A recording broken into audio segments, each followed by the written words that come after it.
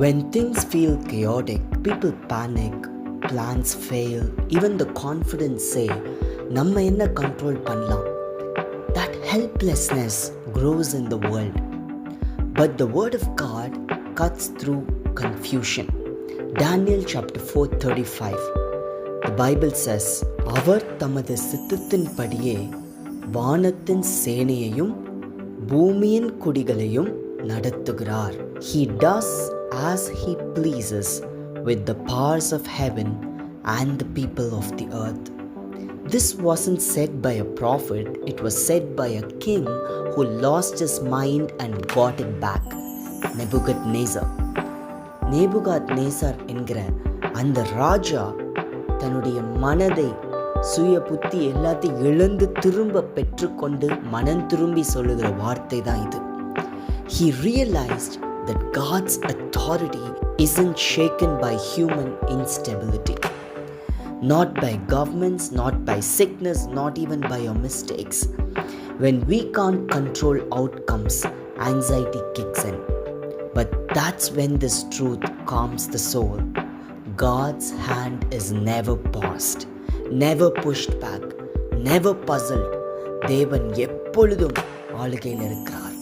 அவர் சித்தத்தின்படி எல்லாவற்றையும் சரியாய் நம்முடைய வாழ்க்கையில் செய்து கொண்டே இருக்கிறார். வியாதியோ துன்பங்களோ கஷ்டங்களோ எதுவும் அவருடைய சித்தத்தை விருப்பத்தை மாற்றவே முடியாது. என்ன நடந்தாலும் அவர் சித்தம் நம்முடைய வாழ்க்கையில் நடைபெற்றுதான் ஆக வேண்டும். And through Jesus Christ, God is not only sovereign, He is also our Father.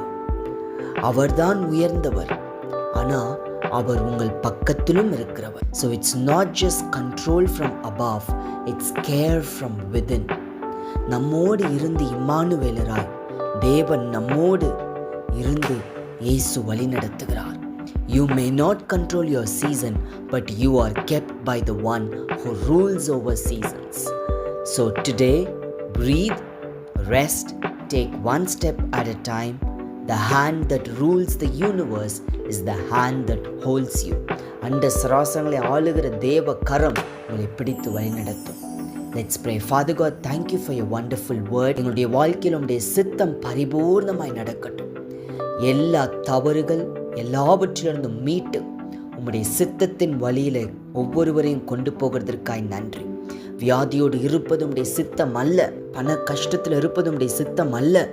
நீர் உம்முடைய ஆசீர்வாதத்தின் சித்தம், சுகத்தின் சித்தத்தை நீர் ஒவ்வொருடைய வாழ்க்கையில விளங்க பண்ண போகிறதற்காய் நன்றி. இயேசுவின் நாமத்தில் பிதாவே, ஆமென்.